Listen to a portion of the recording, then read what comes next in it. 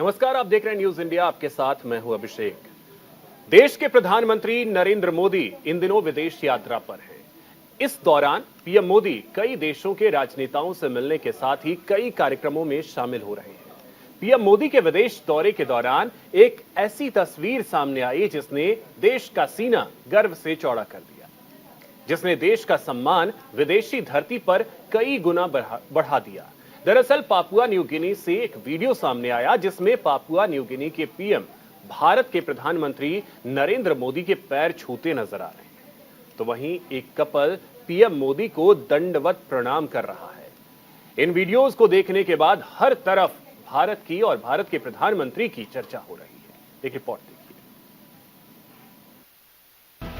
विदेशी धरती पर देश के प्रधानमंत्री से मिलने के लिए इन देशों में रह रहे भारतीय मूल के नागरिक भी पहुंच रहे हैं।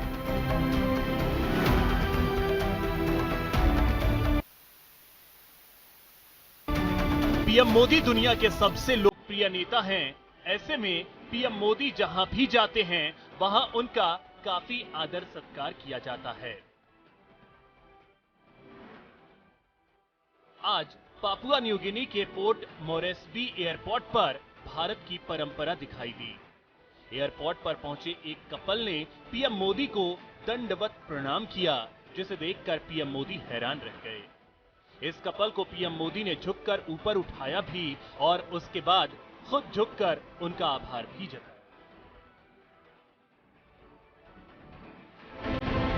इससे पहले जापान यात्रा के बाद 21 मई को प्रधानमंत्री नरेंद्र मोदी के पापुआ न्यू गिनी पहुंचते ही एक वीडियो भी सामने आया जो पूरी दुनिया में छा गया। दरअसल पीएम मोदी के पापुआ न्यू गिनी के एयरपोर्ट पर पहुंचते ही वहां के पीएम जेम्स मार्पे ने उनकी अगवानी की। जेम्स मार्पे ने पीएम मोदी के पैर छूकर विदेश की धरती पर पीएम मोदी का ये सम्मान इस बात का सबूत है कि भारत अब विदेशों में एक अहम भूमिका रखता है। पीएम मोदी ने फिजी और पापुआ न्यू गिनी के सर्वोच्च सम्मान को देश को समर्पित किया। उन्होंने कहा कि ये दोनों सम्मान सिर्फ उनके लिए ही नहीं बल्कि देश के 140 करोड़ लोगों के लिए भी है।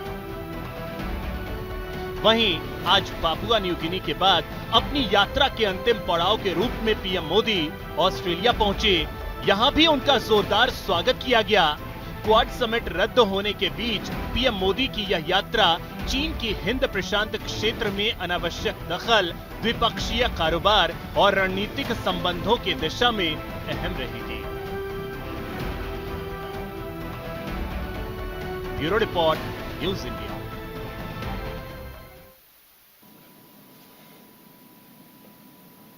तो देखिए, प्रधानमंत्री नरेंद्र मोदी का जो ये दौरा है वो कई मायनों में अहम है। G7 की बैठक में हिस्सा लेने के लिए जापान पहुंचते हैं। जापान में दुनिया के कई दिग्गज नेताओं से मुलाकात होती है उनकी, जिसमें जो बाइडेन हैं, यूक्रेन के राष्ट्रपति ज़ेलेंस्की हैं, इसके अलावा फ्रांस के राष्ट्रपति इमैनुअल मैक्रों हैं, उनसे मुलाकात होती है। लेकिन उसके बाद जब वो पहुंचते हैं न्यू पापुआ गिनी, वहां पर जो तस्वीर सामने आती है, पापुआ न्यू गिनी से जो तस्वीर सामने आती है, उसने पूरी दुनिया को अपनी ओर आकर्षित किया। आपको बता दें कि प्रधानमंत्री नरेंद्र मोदी जैसे ही पापुआ न्यू गिनी पहुंचते हैं, वहां जिस तरीके से उनका वेलकम होता है, और आप सोचिए, हालांकि ये जो तस्वीर इस समय हम आपको दिखा रहे हैं, ये तस्वीर तो ऑस्ट्रेलिया की है। पापुआ न्यू गिनी के बाद वो पहुंचे ऑस्ट्रेलिया के सिडनी में किस तरीके से उनका वेलकम हुआ है, ये तस्वीरें इस बात की तस्दीक करती हैं कि आज के वक्त में सिर्फ हिंदुस्तान ही नहीं बल्कि दुनिया में अगर सबसे ज्यादा लोकप्रिय कोई नेता है तो वो हमारे देश के प्रधानमंत्री नरेंद्र मोदी हैं। अब लोगों का क्रेज किस तरीके का है प्रधानमंत्री के लिए, इन तस्वीरों को देख करके आप अंदाजा लगा सकते हैं। जिस समय प्रधानमंत्री ऑस्ट्रेलिया के सिडनी पहुंचे थे, उस समय की ये तस्वीरें हैं। भारत में उस समय शाम का वक्त था, लेकिन ऑस्ट्रेलिया में रात का वक्त था, और ऑस्ट्रेलिया में रात के वक्त सड़क पर हजारों की तादाद में लोग थे। अब इसको समझने की कोशिश करेंगे हमारे सहयोगी हमारे साथ जुड़ रहे हैं। दीपक चौबे हमारे साथ हैं, साथ ही साथ हमारे साथ शेखर त्रिवेदी जुड़ रहे हैं। सबसे पहले दीपक आपके पास आना चाहेंगे। प्रधानमंत्री का ये जो दौरा रहा है कई मायनों में अहम है, लेकिन निगाहें तब पूरी दुनिया की सामने आई इस दौरे पर जब वो पापुआ न्यू गिनी पहुंचे और वहां के राष्ट्रीय अध्यक्ष ने परंपराओं को तोड़ा और परंपराओं को तोड़ करके उनका वेलकम किया और पैर छुआ। क्या मायने हैं इसके?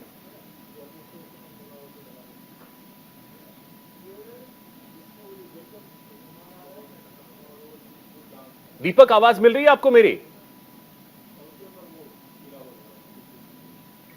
लगता है दीपक तक आवाज नहीं पहुंच पा रही है। शेखर, आपके पास आवाज आ रही है मेरी?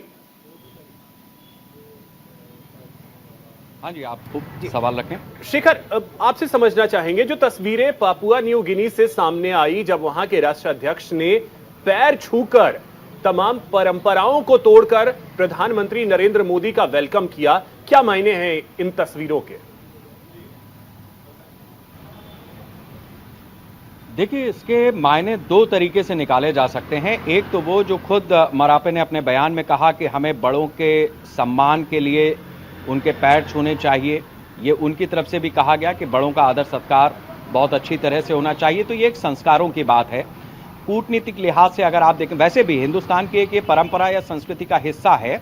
और चूंकि आप अगर बीते एक दशक का देखेंगे रिकॉर्ड, तो अमेरिका में या जब भी अंतर्राष्ट्रीय सम्मेलनों में प्रधानमंत्री नरेंद्र मोदी गए हैं तो वहां पर नमस्ते नमस्ते की धूम हो गई। हाथ जोड़ करके बहुत सारे राष्ट्राध्यक्ष थे जो एक दूसरे से नमस्ते कर रहे थे। कोरोना के समय तो ये और ज्यादा पॉपुलर हो गया, नमस्ते ही चल रहा था हर देश के जब दो दिग्गज सामने आमने मिल रहे थे। एक तो ये संस्कृति से जुड़ी हुई बात हो गई। दूसरा, कूटनीतिक लिहाज से इस तरह से महत्वपूर्ण है कि पापुआ न्यू गिनी, इसका नाम भी बहुत सारे लोग ऐसे होंगे जिन्होंने पहली बार सुना होगा कि इस नाम का भी कोई देश है। तो छोटे छोटे देश जिनकी दुनिया में अपनी तरह से पहचान होने के बावजूद वो वैश्विक पटल पर अपनी पहचान उस तरह से नहीं बना पाए और एक बड़ी भीड़ में चाइना, अमेरिका, रशिया, इंडिया, इनके सामने वो कहीं छिपे से रहते थे। लेकिन प्रधानमंत्री नरेंद्र मोदी जो दुनिया भर में बहुत पॉपुलर हैं, जब उनके पैर छूता है पापुआ न्यू गिनी का प्रधानमंत्री जेम्स मरापे, जिन्होंने पैर छुए, तो उसके बाद वैश्विक पटल पर उनकी पहचान हो जाती है। लोग कहने लगते हैं कि अरे इस नाम का भी देश है, ये कौन सा प्रधानमंत्री है। तो अपना कद भी वहां पर बढ़ता है और कूटनीतिक लिहाज से ये बहुत महत्वपूर्ण हो जाता है कि जो छोटे देश हैं, जिनकी चिंता आमतौर पर बड़े देश या विकसित देश नहीं करते हैं, वहां पर विकासशील भारत प्रधानमंत्री नरेंद्र मोदी के नेतृत्व में ऐसे देशों के साथ खड़ा है। और न सिर्फ खड़ा है, बल्कि जिस तरह से खड़ा है उसमें वो देश झुक करके सजदा कर रहे हैं, झुक करके उसको प्रणाम कर रहे हैं, उसका आदर सम्मान कर रहे हैं। ये मैसेज अपने आप में बहुत बड़ा है जो दुनिया के तमाम राष्ट्राध्यक्षों के लिए जाता है। बिल्कुल। दीपक भी हमारे साथ जुड़ गए हैं। दीपक, आवाज मिल रही है अब आपको मेरी? जी अभिषेक। दीपक, आपसे भी जरा सा समझना चाहेंगे उन तस्वीरों के मायने क्या, साथ ही ये भी आपसे समझना चाहेंगे कि जब प्रधानमंत्री पापुआ न्यू गिनी के बाद ऑस्ट्रेलिया पहुंचते हैं, वहां रात का वक्त होता है, लेकिन हम सड़कों पर देखते हैं कि हजारों की तादाद में लोग जो हैं वो प्रधानमंत्री का इंतजार कर रहे हैं।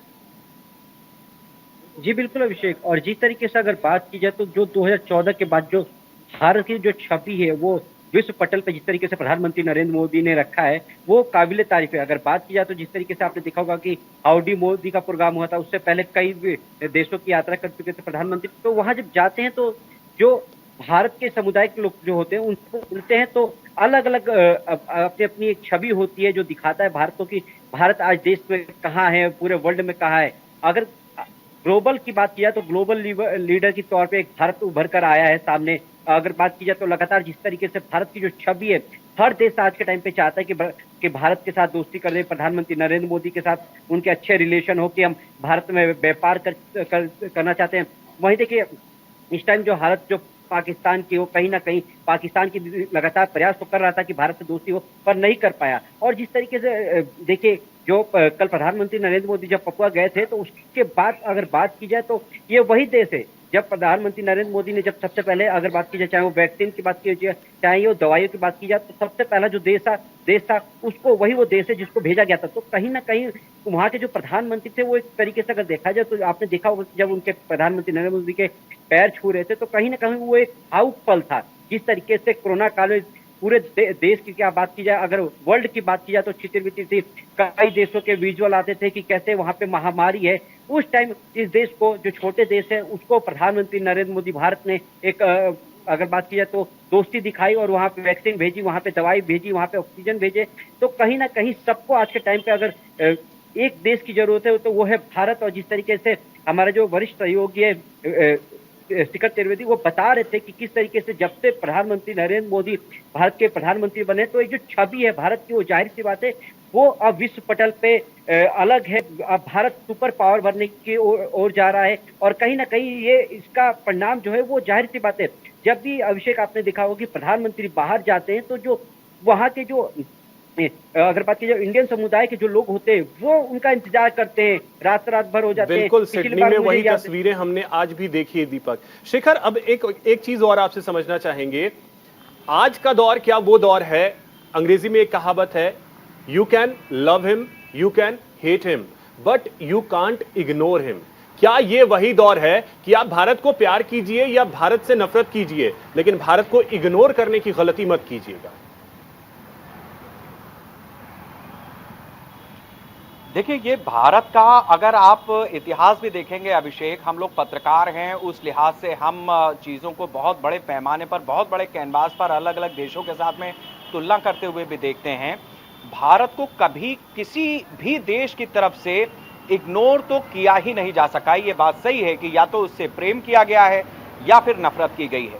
लेकिन खास तौर से अगर आप 2014 के इस एरा को देखेंगे, बीते एक दशक को देखेंगे, तो प्रधानमंत्री नरेंद्र मोदी ने, आप देखिए कि 2014 में वो प्रधानमंत्री बने और प्रधानमंत्री बनने के बाद उन्होंने सबसे पहला विदेश का दौरा किस देश का किया?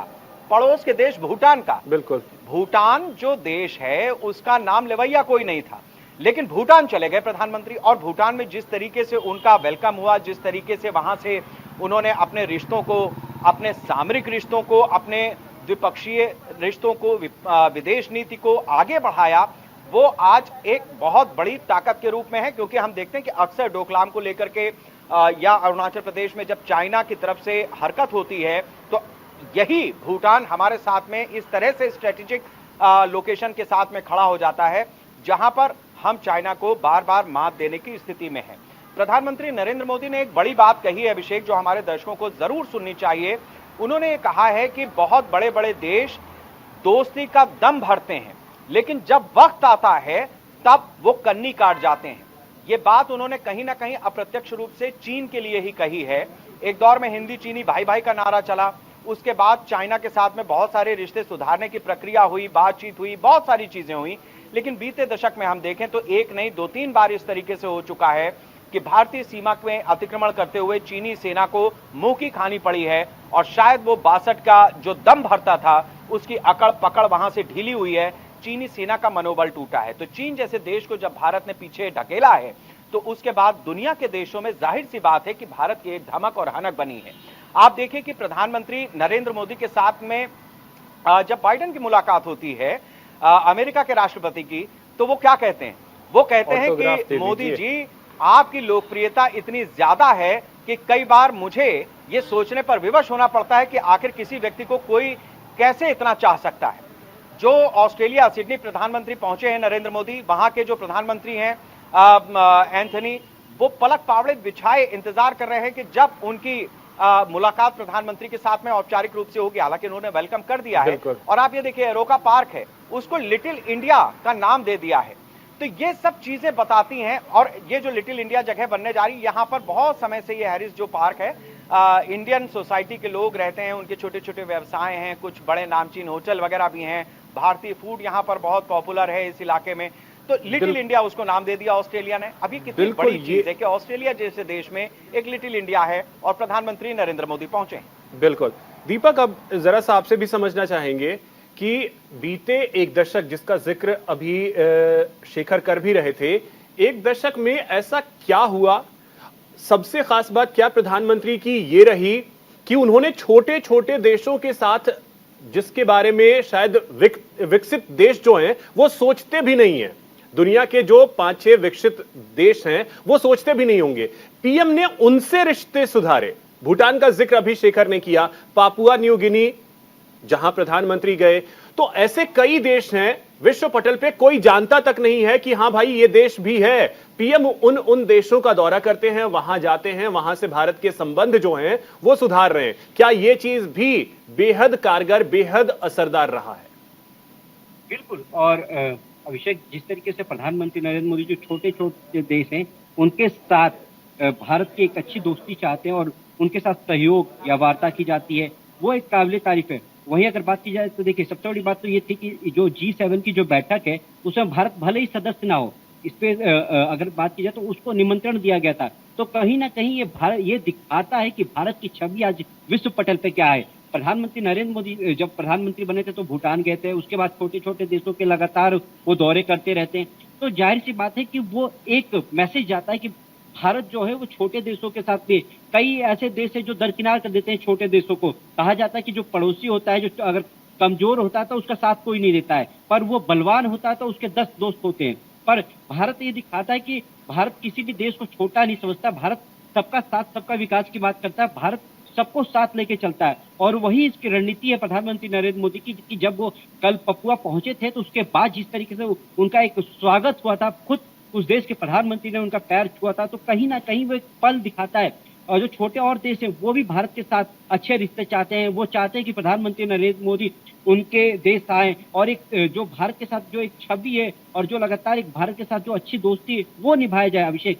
तो कहीं ना कहीं ये आने वाले दिनों में जो भारत सुपर पावर की ओर बढ़ रहा है तो उसके लिए बेहद महत्वपूर्ण होने वाला है ये। बिल्कुल शेखर, यही सवाल एग्जैक्टली मैं आपसे भी समझना चाहूंगा। क्या यही कारण रहे हैं कि भारत की जो छवि है, छवि शुरू से अच्छी रही है, इसमें कोई दो राय नहीं है। जैसा आपने कहा भी कि भारत को इग्नोर तो कभी किया ही नहीं जा सका, या तो आप भारत से मोहब्बत कर लीजिए या भारत से नफरत कर लीजिए, लेकिन इग्नोर कभी दुनिया ने नहीं किया है, ये भी एक रियलिटी है। लेकिन बीते एक दशक में कुछ ना कुछ चीजें तो बदली हैं, इस चीज को स्वीकार करना होगा।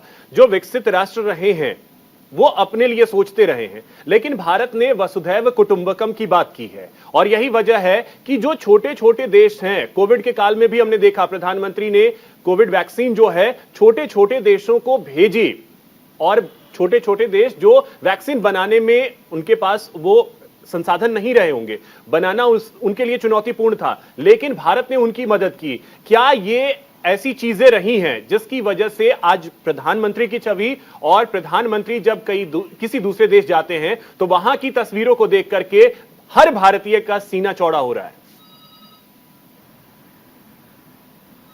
बिल्कुल, आपने बहुत अच्छा सवाल रखा है। इस चीज को ऐसे भी समझा जा सकता है कि देखिए, जब से प्रधानमंत्री बनने के बाद नरेंद्र मोदी ने देश के भीतर जो चीजें डेवलपमेंटल स्टेटस पे की हैं, उनके पूरे मंत्रिमंडल ने की हैं, पार्ट 1 और पार्ट 2 दोनों में, उसका एक व्यापक असर अंतर्राष्ट्रीय स्तर पर पड़ा है। दूसरा, दो चीजें होती हैं, एक अर्थनीति होती है, एक विदेश नीति होती है, और एक सामाजिक सरोकार जो देश के भीतर जो लोकल पॉलिटिक्स चलती है उसको हम देखते हैं।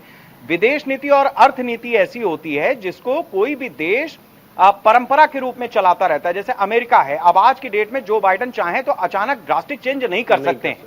इसके लिए बहुत बड़ा कलेजा, बहुत बड़ी हिम्मत और बहुत बड़ा भरोसा चाहिए। आप देखिए, हिंदुस्तान में विदेश नीति को भी प्रधानमंत्री नरेंद्र मोदी ने बदला और अर्थनीति को भी बदला। जब डिमोनेटाइजेशन हुआ, हजारों 500 के नोट पे पाबंदी लगे, रातों रात 8 बजे 8 नवंबर को वो पूरे नोट गायब हो गए। उसको उन्होंने कह दिया कि अब ये कोरा कागज हो गए। इसी तरीके से अभी हाल में 2000 रुपए के नोट को रिजर्व बैंक ने वापस मांगना शुरू किया। देश में कहीं अफरा तफरी आप देख रहे हैं। उतना बड़ा निर्णय जो डिमोनेटाइजेशन का था, उसमें कुछ तकलीफ जरूर हुई, लेकिन देश अपनी गति से आगे बढ़ता रहा। आप देखिए, अंतर्राष्ट्रीय स्तर पर वसुधैव कुटुंबकम की जो आपने बात की, बड़े बड़े देश हैं, बड़ी बड़ी बातें करते हैं, लेकिन जब प्रधानमंत्री नरेंद्र मोदी प्रधानमंत्री बनने के बाद यूएन महासभा में गए, उन्होंने पहली महासभा में अपनी बात क्या रखी? उन्होंने कहा कि मैं चाहता हूं कि योग भारतीय परंपरा का एक हिस्सा रहा है और सारी दुनिया स्वस्थ हो, पूरा विश्व हमारा परिवार है, भारत ऐसी कल्पना के साथ चलता है। तो क्या करना चाहिए? हमें योग करना चाहिए। उसके लिए क्या होना चाहिए? एक दिन योग के नाम करना चाहिए, योग दिवस मनाना चाहिए। आने वाली तारीख 21 जून की पूरी दुनिया योग करेगी, हिंदू, मुसलमान, ईसाई, कोई किसी देश में किसी संप्रदाय को मानने वाला, किसी धर्म को मानने वाला व्यक्ति हो, सरकारों के आयोजन होंगे जब योग करते लोग दिखेंगे। बिल्कुल, तो वसुधैव कुटुंबकम की जो बात देश करता है, जिसकी बात प्रधानमंत्री करते हैं, उसका असर भी पूरी दुनिया में देखने को मिल रहा है और भारत की रफ्तार जिस तरीके से आगे बढ़ रही है, दुनिया में किसी के लिए भी रोक पाना बहुत मुश्किल होगा। बहुत शुक्रिया शेखर और दीपक, आप दोनों का विस्तार से एक-एक चीजें आपने बताई, इसके लिए बहुत-बहुत शुक्रिया आपका। फिलहाल इतना ही, नमस्कार।